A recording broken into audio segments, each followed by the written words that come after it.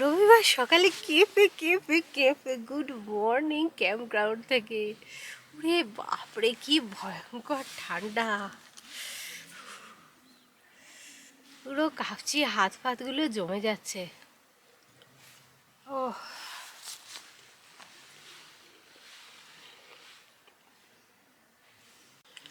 দুটো জামা, দুটো প্যান্ট, জ্যাকেট এইসব পরে বসে আছি, তো এমনি আর ঠান্ডা লাগছে না। এবার মুখটা ফাঁকা আছে, মুখটায় ঠান্ডা লাগছে, আর হাত দুটো। সকালবেলা একটা হাইকিংয়ে যাব, ওই জন্য আমরা এখন আর আগুনটা জ্বালাচ্ছি না, নাহলে যা ঠান্ডা, আগুনটা জ্বালালে খুব ভালো লাগতো। আমাদের পাশে পিছনে যারা রয়েছে ওরা আগুন জ্বালিয়ে বসেছে। হাইকিংটার জন্যই আগুনটা এখন জ্বালাতে পারছি না, কারণ আগুনটা না নেভা পর্যন্ত আমরা আবার বেরোতে পারবো না। তাই ভাবলাম ঠিক আছে থাক।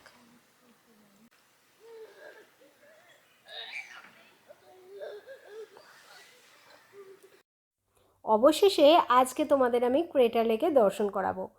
এই যে পার্টিকুলার ভিডিওটা আমি তোমাদের দেখাচ্ছি, এটা দেখতে পাচ্ছ হালকা হালকা বরফ আছে।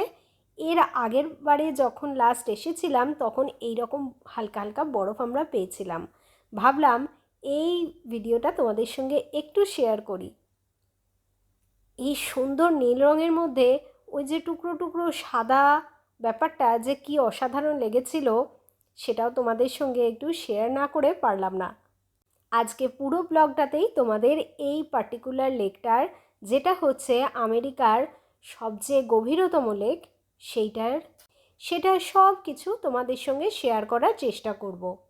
এই ন্যাশনাল পার্কটা আমাদের পাশের স্টেট ওরেগনে, আর একটু রিমোট জায়গায়।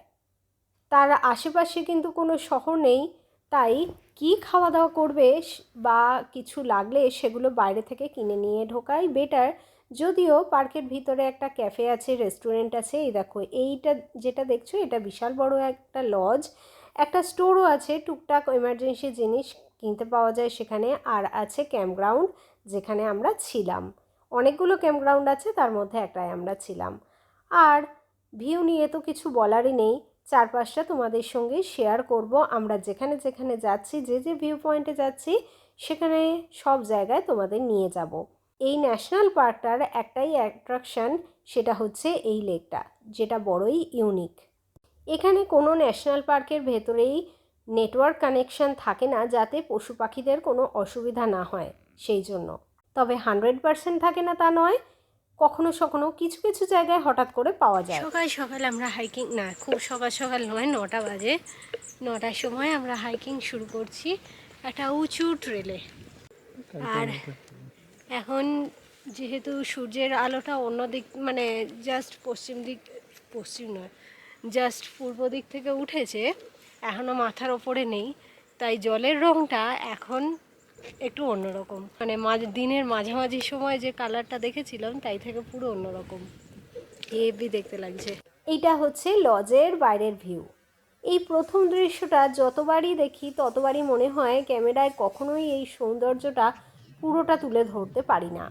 এত গভীর নীল রঙের জল সত্যি খুব কম জায়গায় দেখা যায়। এই লেকটা কিভাবে তৈরি হলো সেইটার গল্পটাও তোমাদের বলি। প্রায় 7700 বছর আগে মাউন্ট মাজামা নামে একটা বিশাল আগ্নেয়গিরির অগ্ন্যুৎপাতের পর পাহাড়ের চূড়া ধসে পড়ে। সেই বিশাল গর্ত হাজার হাজার বছর ধরে বৃষ্টি, বরফ গলা জল এইসব ভরে তৈরি হয়েছে এই ক্রেটার লেক। এসছি মনে হচ্ছে হাফ রাস্তা, আর উচ্চতাতেও মনে হচ্ছে হাফ উঠেছি। এখনও সামনে দেখতে পাচ্ছি আরও অর্ধেকটা তো উঠতে হবেই। উঁচুতে উঠে পড়েছে, আরও উঁচুতে উঠতে হবে। এই যে আমরা এখন এই রাস্তাটায় রয়েছি, উঠতে হবে এইখানে। তো আমরা অলরেডি যতটা উঠেছি, এই ডিস্টেন্সটা উঠেই পড়েছি, আর হাফ বাকি আছে। ওই যে বললাম তোমাদের, আমেরিকার সবচেয়ে গভীর লেক এটা। কত গভীর জানো? 1943 ফুট গভীর। আর পৃথিবীর সবচেয়ে পরিষ্কার জলের লেকগুলোর মধ্যে অন্যতম। সবচেয়ে মজার ব্যাপার হলো এই লেকে কোনো দিন কোনো নদী এসে মেশে না, আবার এখান থেকে কোনো নদী বেরিয়েও যায় না, শুধু বৃষ্টির জল, বরফ গলা জলেতেই এটা পূর্ণ হয়। আর সেই জন্যই জলের রং এত স্বচ্ছ, এত গাঢ়।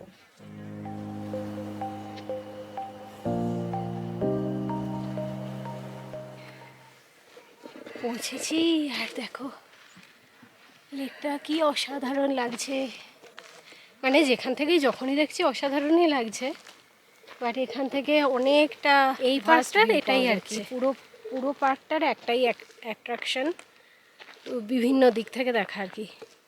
প্রায় পুরোটাই গোল করে ঘোরা যায়। এখন এই মুহূর্তে একটা দিক বন্ধ, অবশ্য সেটা সবসময়তেই থাকে। আমরা যতবারই এসেছি কোনো একটা দিক সবসময়তেই বন্ধ পেয়েছি। এই যে এইটার নাম হচ্ছে ফ্যান্টম শিপ, অনেকটা শিপের মতো স্ট্রাকচারটা বলে এটার নাম ফ্যান্টম শিপ।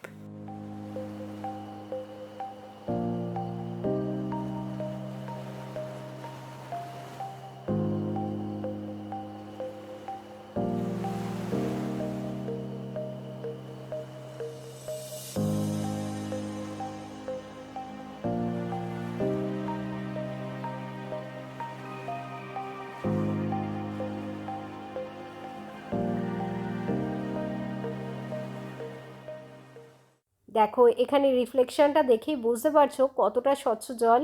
জাস্ট মনে হচ্ছে মাঝখানে একটা আয়না বসিয়ে দেওয়া হয়েছে।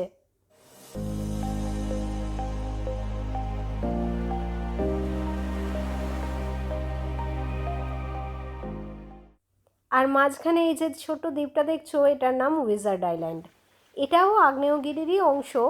মূল অগ্ন্যুৎপাতের পরে আরও একটা ছোট আগ্নেয়গিরির শঙ্কু তৈরি হয়েছিল, আর সেটাই এই উইজার্ড আইল্যান্ড।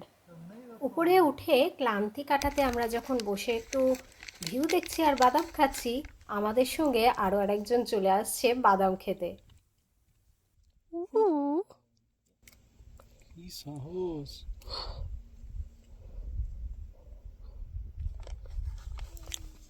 এও এক টুকরো বাদাম পেয়েছে, বাদামটা নিয়ে দৌড়ে চলে গেছে। ও ভিউ দেখতে দেখতেই খাবে।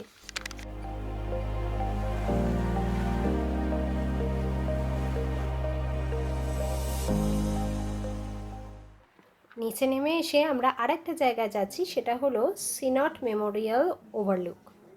এখান থেকেও বেশ সুন্দর দেখা যায়। আর এটা একেবারেই হাঁটা নেই, জাস্ট 1 মিনিট বা 2 মিনিট হেঁটে এখানে পৌঁছানো যায় আর ভিউ দেখা যায়।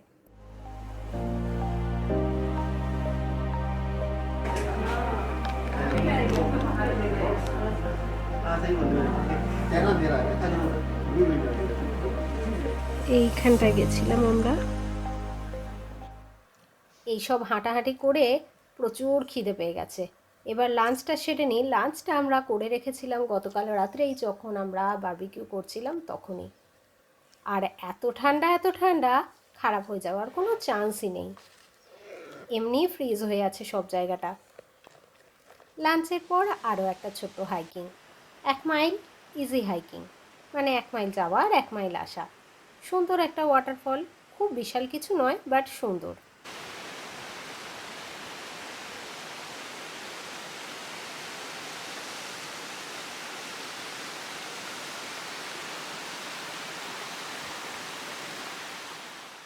এবার আমরা দেখতে এসেছি পিনাকলস।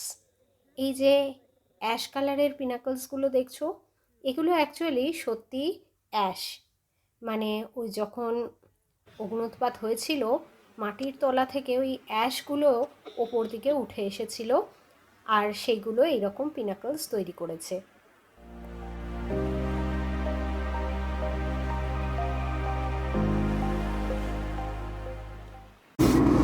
আজকে সকাল থেকে আমাদের বেশ হাইক করে করেই কাটছে। সকালটা শুরু হয়েছে 4.25 মাইল হাইক দিয়ে, তারপরে আর একটা ছোট, মানে হাইকটা খুব ছোট নয়, 2 মাইলের হাইক ছিল কিন্তু খুব ইজি ছিল। আবার এখন 6:30টার সময়, সন্ধ্যাবেলা 6:30টার সময় আর একটা হাইক করতে যাচ্ছি আমরা। সেটাই মেনলি যাচ্ছি সানসেট দেখতে। সেটা একটু খাড়া কিন্তু ছোট, মানে হাইকটা ছোট, কিন্তু উপর থেকে সানসেটটা হেভি লাগে। একবারে ক্রেটার লেকের ওপরে যে রিফ্লেকশনটা হয় সেইটা নাকি খুব ভালো দেখতে লাগে, ছবি দেখেছি আমরা। দেখা যাক, সেটা ওয়েদারটা তো ভীষণ ভালো রয়েছে, আশা করি সেই সুন্দর জিনিসটা আমরাও দেখতে পাবো। আমরা যখন এসে পৌঁছলাম তারপরেও আরও 1 ঘন্টা টাইম আছে সানসেটের। তো আমরা বসে বসে চারপাশের শোভা দেখছিলাম। অনেকটা ওপর থেকে তো দারুণ দেখতে লাগছিল। আর এবার উইজার্ড আইল্যান্ডটা একদম সামনে।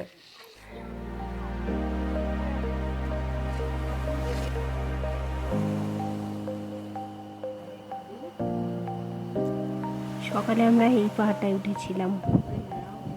এটাই সানসেট হতে এখনও বাকি মিনিট 20। দেখো অলরেডি পাহাড়ের রঙগুলো চেঞ্জ হতে শুরু করেছে। এখন একদম অন্যরকম লাগছে এই একই জায়গা। আর লেকের জলের রঙটাও কিন্তু পাল্টে গেছে।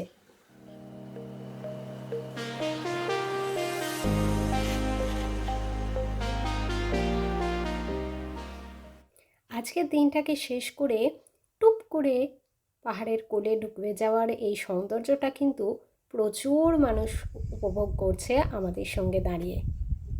দাঁড়াও দেখাচ্ছি সেটাও তোমাদের।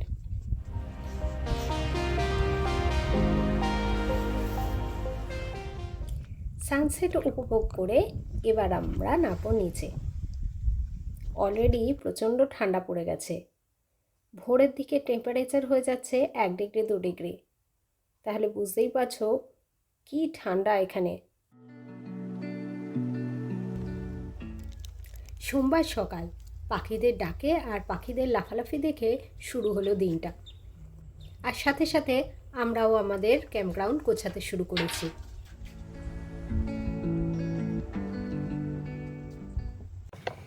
এই আমাদের ক্যাম্পগ্রাউন্ড ছিল। Bye bye campground. এবার গাড়ি।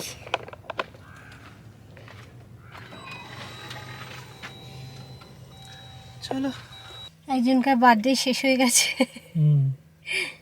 কিন্তু রবিবার দিন রাত্রিরে থাকার একটা আলাদা মজা আছে। সোমবার দিন আমরা দুজনেই সোমবারটা ছুটি নিয়েছিলাম, তো রবিবারটা এখানে ছিলাম। ম্যাক্সিমাম লোকই রবিবার চলে যায়, তো বেশ ফাঁকা ফাঁকা নিস্তব্ধ, বেশি বেশি অন্ধকার, বেশি ভালো, আরও ভালো তারা দেখা গেছে। আর খুব কেঁপেছি, এক্সপেক্ট করিনি যে এতটা ঠান্ডা থাকবে। 1-2 টেম্পারেচার ছিল রাত্রিরে, খুব কেঁপেছি আমরা। এতটা ঠান্ডার জন্য প্রস্তুত হয়ে আসিনি, কিন্তু ওভারঅল বেড়ানোটা বেশ ভালো হলো। ওয়েদারটা এত সুন্দর ছিল, দিনের বেলাটা ঘুরতে খুব আরাম হয়েছে, কষ্ট হয়নি, মানে রোদের জন্য কষ্ট হয়নি। আমাদের হাইকিংয়ের জন্য আমরা নিজেদের এক্সট্রা কষ্ট তৈরি করি, সেটা আলাদা ব্যাপার। চলো এবার আমরা এখন বাড়ি ফিরছি। এখান থেকে বাড়ি মোটামুটি 8 ঘন্টা 9 ঘন্টা মতো এমনি ড্রাইভিং ডিস্টেন্স, কিন্তু মাঝখানে সমর ঘাড় ভাঙতে একটু দাঁড়াবো। বার্থডে ট্রিট দেবে আমাকে। এমনি দেশি যাবো তো।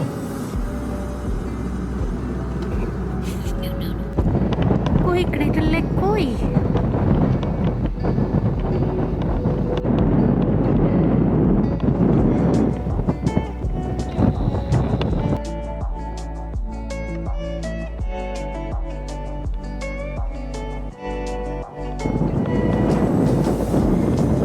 সোমবার সকালবেলা পেলাম আমরা একেবারে অন্যরকম একটা ভিউ। আমরা যতবার ক্রেটার লেক এসেছি প্রতিবার আমরা অসাধারণ ক্লিয়ার ওয়েদার পেয়েছি। আজকে সকালবেলা এখন কুয়াশায় ভর্তি, সেটারও একটা অদ্ভুত সৌন্দর্য, পুরো মায়াবী মায়াবী লাগছে।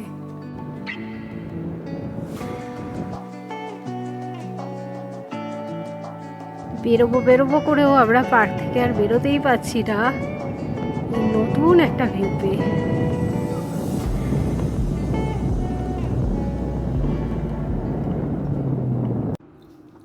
পার্কের মধ্যে 3 দিন ছিলাম, কোনো নেটওয়ার্ক কানেকশন ছিল না, তাই কিছু জানতেই পারিনি। প্রথমে ভাবছিলাম এটা হয়তো সকালের কুয়াশা, পরে জানতে পারলাম এটা হচ্ছে ওয়াইল্ড ফায়ারের স্মোক। কোথাও একটা বীভৎসভাবে আগুন লেগেছে, আর সেই স্মোক হাওয়ায় ছড়িয়ে পড়েছে এত দূর পর্যন্ত। আমরা যে স্টেটে থাকি সেই স্টেটেতেই একটা শহর নাম স্পোকেন, সেখানে প্রচুর মানুষ ঘরবাড়ি পুরো ছাই হয়ে গেছে, প্রচুর মানুষ ঘরবাড়ি নিজেদের হারিয়েছে।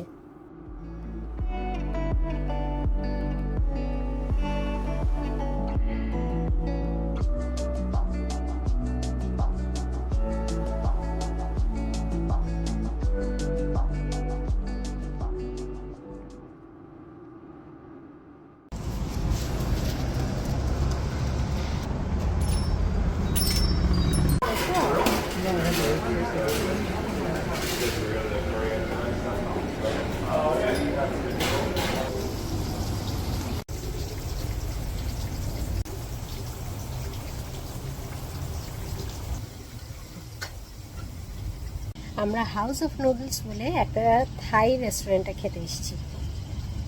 Birthday treat.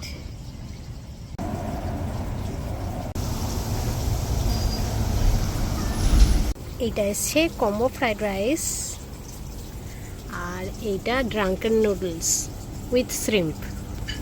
এটাই সব কিছু আছে।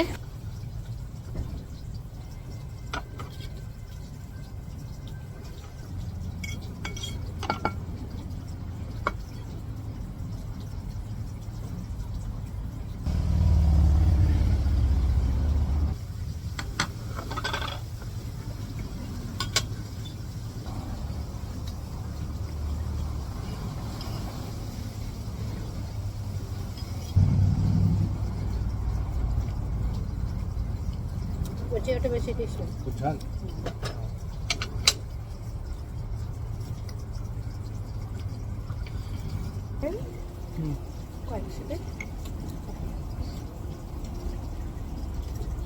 ভালো লাগে রে, সসটা বেশ ভালো, বেশ ভালো ছিল দুটো আইটেমই। হ্যাঁ না আনবো না, তুই খা। দুটো আইটেমই বেশ ভালো ছিল। আর বাইরেটা পুরো ফাঁকা, শুধুই আমরা বসে আছি। দেখলাম বাইরে বসার জায়গা রয়েছে, আর আজকে ওয়েদারটা বেশ সুন্দর, খুব বেশি গরম নয়, খেয়ে একটু গরম করছে কিন্তু খুব বেশি গরম নয়, আর বেশ সুন্দর হাওয়া দিচ্ছে। আবার হাওয়া দিচ্ছে যখন এখানে এই জলের ফাউন্টেনটা রয়েছে, ওটা থেকে ছিটকে ছিটকে জল আসছে, বেশ ভালো লাগছে। খাওয়া দাওয়া হলো, এবার সোজা বাড়ি। আর তার সঙ্গেই আজকের ভিডিওটা শেষ। আবার কালকে দেখা হবে আবার আর একটা নতুন বাংলা ব্লগ নিয়ে। আশা করি ভিডিওটা ভালোই লাগলো তোমাদের। আমাকে জানিও অবশ্যই কেমন লাগলো। ভালো লাগলে লাইক করো, শেয়ার করো। আজকের মতো টাটা।